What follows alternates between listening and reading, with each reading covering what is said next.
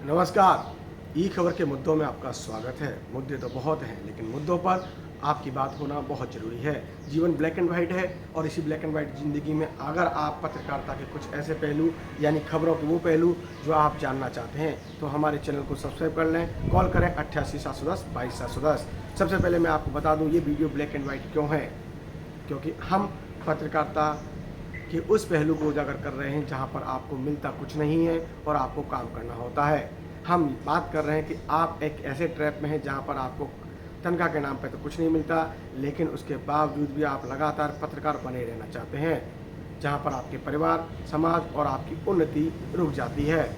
एक केवल नाम के लिए, या यूँ कहें कि आप केवल झूठी और कोरी शान के लिए आप पत्रकारिता कर रहे होते हैं। पत्रकारिता कोई शान, शौकत या नाम कमाने का स्थान नहीं है। पत्रकारिता जन सरोकार की भावना मीडिया तक पहुंचाने की बात है। आसपास हो रहे कार्यक्रमों, सूचनाओं का जो का त्यों मीडिया तक पहुंचाना है, लेकिन आपकी ज़िंदगी, आपका परिवार और आपकी आवश्यकताएं भी बहुत ज़रूरी हैं। ऐसे ज़िंदगी का क्या जीना जहां पर आपकी उन्नति और आपका पर डे का मेहनताना ना प्राप्त हो।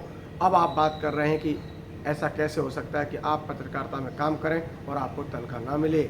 ऐसा कैसे हो सकता है कि आप पत्रकारिता के इतने ऊंचे ओहदे पर हैं, समाज में आपकी इतनी इज्जत है, लेकिन आपके पॉकेट खर्च या अन्य आमदनी का स्रोत पत्रकारिता नहीं है।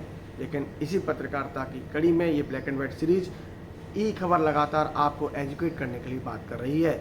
हमने कई स्ट्रिंगर्स को देखा है, कई ऐसे रिपोर्टर्स को देखा है जो लगातार 30-40 वर्ष से काम कर रहे होते हैं, या यूँ कहें कई मीडिया में उन्होंने काम किया बदल कर, लेकिन अब उसके बाद वो बेरोजगार हैं, उनको पत्रकार होने का तगमा भी नहीं मिल पाता है।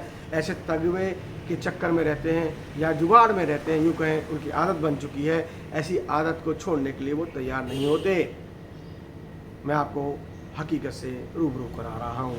कभी कभार ऐसा होता है कि पत्रकार का खर्चा चलाना यानी उसकी बेसिक नीड्स को पूरा करना भी बहुत कठिन होता है। इसी कड़ी में फटे हाल पत्रकारों या दर बदर घूमते पत्रकारों को भी आपने देखा होगा। कई बार ऐसा होता है कि उसकी अति ईमानदारी उसे इस हालात में पहुंचा देती है, या यूँ कहें कि वो सही संस्थान से नहीं जुड़ा होता है। संस्थान की बेईमानी और आपकी ईमानदारी दोनों मैच नहीं कर पाती हैं, जिसकी बदौलत आप इस स्थिति में पहुंच जाते हैं। अब बात करते हैं कि आपकी इस स्थिति से आपको कैसे उबारा जाए, यानी आप स्थिति को कैसे बेहतर कर पाएँ, इस पर समीक्षा होनी चाहिए। अगले वीडियो में मैं आपको बताने वाला हूँ कि आप अपने आप को कैसे बेहतर परिवेश में रखते हुए पत्रकारिता कर सकते हैं। ब्लैकमेलिंग पत्रकारिता और रियल पत्रकारिता में अंतर भी आपको आना चाहिए। देखते रहें ई खबर.in। जय हिंद, वंदे मातरम।